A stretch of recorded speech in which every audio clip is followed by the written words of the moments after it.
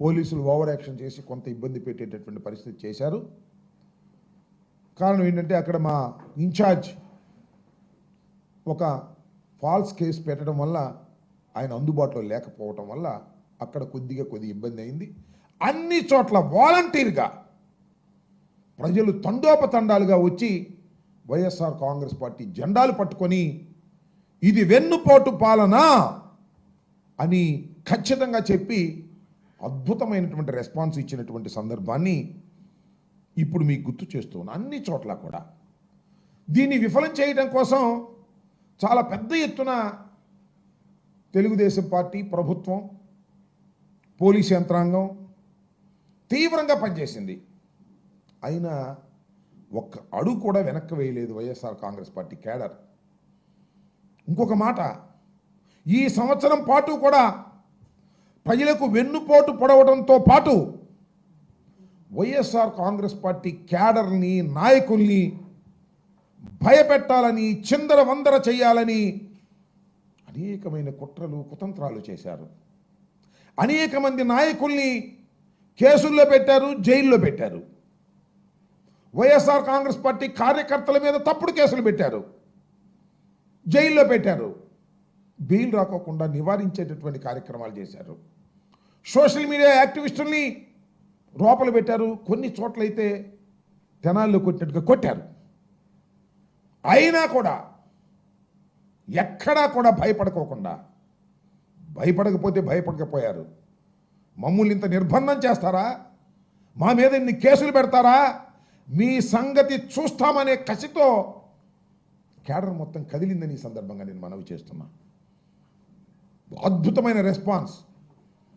ఈ దుర్మార్గమైన పాలన అంతం కావాలి, అవసరమైతే ఇవ్వాలి, అంతం కావాలి అనే పద్ధతుల్లో ముందుకు వచ్చారు. కానీ ప్రజాస్వామ్యంలో వాళ్ళకి ఇంకా 4 సంవత్సరాలు ఉంది కదా. అంత పెద్ద ఎత్తున నినదిస్తూ అద్భుతమైనటువంటి రెస్పాన్సు ఇవాళ ఇచ్చారు. దీన్ని దెబ్బతీయటం కోసం లేదా దీన్ని కాకోకుండా ఉండటం కోసం మరి చాలామంది చాలా పిలుపులు ఇచ్చారు. తెలుగుదేశం పార్టీ పిలుపునిచ్చింది, మరి పవన్ కళ్యాణ్ గారు కూడా పిలుపునిచ్చారు. వాళ్ళు ఏమంటారంటే 4వ తేదీన పండగలాగా నిర్వహించాలంట. ఎందుకంటే వైఎస్ఆర్ కాంగ్రెస్ పార్టీ దిగిపోయింది, మన ప్రభుత్వం అధికారంలోకి వచ్చింది. ఒక పండగ అంటే ఏం పండగ? దీపావళి, సంక్రాంతి కలిపినటువంటి పండగగా ఉండాలంట. ఇక్కడ జరిగిందా బాబు? ఇక్కడ జరిగింది నాకు తెలియదు, కానీ ఆంధ్రజ్యోతిను ఈనాడు చూసి అక్కడ జరిగింది. దానిలో అక్కడ జరిగింది. వాళ్ళ ఆఫీసులోనే దీపావళి పండుగ చేసుకున్నారంట, జనం ఎవరు లేరు. కానీ ఈ వెన్నుపోటు దినానికి మాత్రం రోడ్ల మీదకి జనం వచ్చేసారని మనం చేస్తున్నా.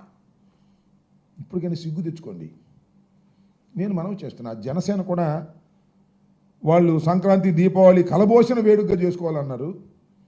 మరి కొన్ని చోట్ల అక్కడ ఇక్కడ ఏదో మాకు అడ్డం రావాలనే ఉద్దేశంతో చిన్నగా ఏదో చేశారు. కానీ ఏమీ లేదు, ఎక్కడ ఉత్సాహం లేదు, ఎక్కడ ఆనందం లేదు.